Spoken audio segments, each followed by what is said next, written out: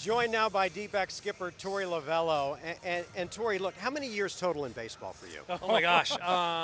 Professional baseball, I signed at 21, so I'm 60, so that's 39 years in professional baseball. And in It's a long time, man. in made that myself sound really old. amount of time, Yeah. with all you've seen, have you ever been through a season like this where you start the spring with so many high hopes, and not just pie in the sky high hopes, but legitimate hopes for a deep run in the postseason, and then just slowly but surely have everything fall apart? Yeah, and that's what makes it so hard. You know, I just feel it getting torn away from us, and I don't know how to stop it. And I've been trying, and it's a part of the puzzle that I can't. It's a mystery, and I can't figure it out. But that's my job. I'm supposed to. We did have a certain expectation and a standard that we had gotten to, and we still believe in that standard. But when you lose guys like Corbin Burns and Jordan Montgomery, and then the relievers that we lost, it was a month and a half of bad news just about every single day or every other day. So have I been a part of this, something like this? Never, not even close. The names that we're missing this year definitely hurt us, but it creates an opportunity for younger players to come in and learn, and that's where we're at right now. Yeah, Torey, that's just, I mean, how do you deal with that? It's just been such a Yeah. change of season. I heard Derek Hall the other day say maybe it's a good thing because maybe the world is not on your shoulders anymore, and the added expectations. Just what's the feeling like these days? I think, look, I've seen some darkness here, right? We lose 110 games, and There's been worse times. Yeah, those are the worst of times. So I'm not afraid of anything. I don't think anybody that's been a part of that is. They're not afraid of anything. So you got to approach your day with a new objective or a new enthusiasm every single day, and don't take anything for granted. Maybe we did. Maybe, you know, Derek is onto something where we got a little bit comfortable, where we thought, hey, we could just kind of put this big rig in automatic and win baseball games. But that's not it.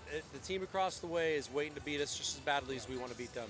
When you have new faces and the youth that you have infused in this team, Blaze Alexander, players like that, Tyler Locklear, is your approach any different with them? Do you approach them more like, I'm your dad, I got your back, or is it, are you ready to drop the patented Torey F-bomb if you need to? You know, I always have that F-bomb in my bag, right? I pull that out when I need it. So do I. We're not going to tell his mom that, okay? Yeah.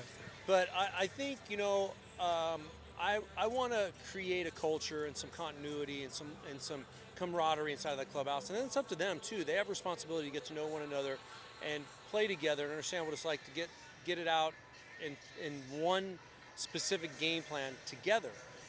But I am there to talk to the younger players. I was a young player once. You know, you're a young player, you're very nervous to go from one end of the dugout to the next, or from one end of the clubhouse to the next.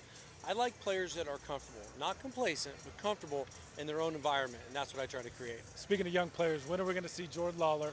I know everybody's asking about him, the top prospect. I'm sure he's going to get a lot of reps as the season kind of goes on. And then what do you envision for Tyler Locklear? Did you just hand him the job at first base and let him go? We're going to give him that opportunity. Pavin Smith's coming back, and Pavin's going to get some opportunity when he comes back to play some first base. So we like the combination of Locklear and Pavin at first, DH, but both getting a ton of playing time. You know, the next layer of guys are guys like Tim Tawa, unfortunately, who's injured right now, and Jordan is ready to hopefully at some point come in here and help us out. You know, he's got to get healthy. He's at Salt River getting healthy. He's going to probably transition up to Reno and get himself back into rhythm. And when Jordan Lawler's name is appearing here in our lineup, it'll be the right time. When that is, I'm not exactly sure, but he's a very talented player. I wouldn't ask you this if I didn't think you could handle it. Yeah. You no doubt have heard the cries of Torey's got to go. Yeah. How do you approach something like that when so much of it, and I'm not making excuses, some accuse the media of being too chummy with you, but how do you approach that when you know that injuries have just decimated this team? Well, yeah, I can do one of two things. I can make the excuse and say that's the reason why we're in this position, or I can take the other side of it and say, how can I go out and make this team function at the highest level to win games no matter what the circumstances are. And I like to live in that space. I know what the landscape is when I walk in here. I know the 26 players that are here, and that's exactly what I've got to do on a daily basis. As far as what's going on externally, the fans are wonderful. I love the fans of the Arizona Diamondbacks. Are so passionate, and they care. What it tells me is that they're mad because we're not winning games at the level we all wanted to. I am first in line to say they're exactly right. But I live in the space that somebody's coming for my job every single day. If I'm not doing my job and somebody's better at it, I would want that person to take my job. I want to hold it here for as long as possible. I love the Valley.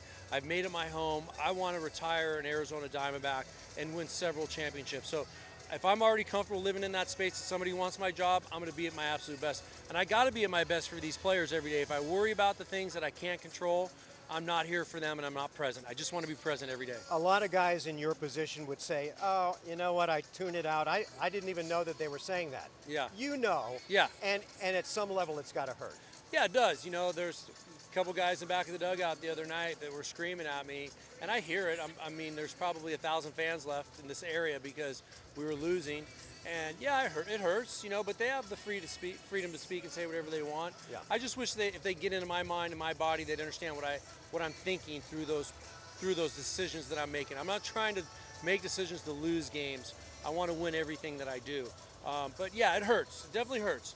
But it's their right, and I know that it's a part of what's going on here in the Valley, and I want to turn that around. I want to make them so proud of me and so proud of the Arizona Diamondbacks. At the end of the day, I want to impress my bosses, and I want to impress Derek and Ken. They've been unbelievable owners and presidents to the Arizona Diamondbacks and what I've done. I just want to impress them every single day, and that's my main goal. Torey, we'll get you out here on this. What are your expectations for this team the rest of the way? Yeah, I feel like we can go on a run. I'm going to say it. I'm going to stand by it. I believe that this team has great starting pitching. We know we're challenged in the bullpen. We're going to find some pieces in there that are going to close out some games. Yeah. The other night's a great example of how a game can get away from you when you're supposed to win it. Sure. We know what that means. We want to be able to close those out. So we got to tighten it down a little bit. We got to win the margins. With the starting pitching and defense, I feel like we can get on a run. But I want to feel that way. Yeah. Not everybody has to, and I'm sorry, but I want to believe that we can do it. At this point, all things considered, would finishing above 500 be a winning season for you? I think so. Yeah, I think we're 8 or 9 games under right now. I don't know exactly what the record is, but it's subpar, and that's unacceptable to me. So I'm training myself, the coaches, and the players to go out and win. Yeah, if we finish above 500 and get on a mini run here, anything's possible. I'd be really proud of this group. All right, well, it starts with another win on 12 noon. That's right. That's right. We're going to rock it for you guys tonight. You know, the other day I was so proud of it. It was the first thing I thought about. I'm like, we just won for the boys at 12 News. I love you guys. So, real quick, I got one more for you. I don't think I've ever asked you this question, so I'm going to put you on the spot. Yeah. I have heard, Torey Lovullo, that has been your name since you got it. Oh, yeah, I'm glad you asked. But every now and then, I will hear someone throw out a Lovullo. Yeah. Have we been calling you the wrong name? No. Okay. I know Lovullo. My grandma had a very, very deep Italian accent, and it's supposed to be Lovullo, and she couldn't say that as clearly as you wanted us, or everybody wanted her to. So she started to say Lovullo, and it just caught. So it's officially Lovullo.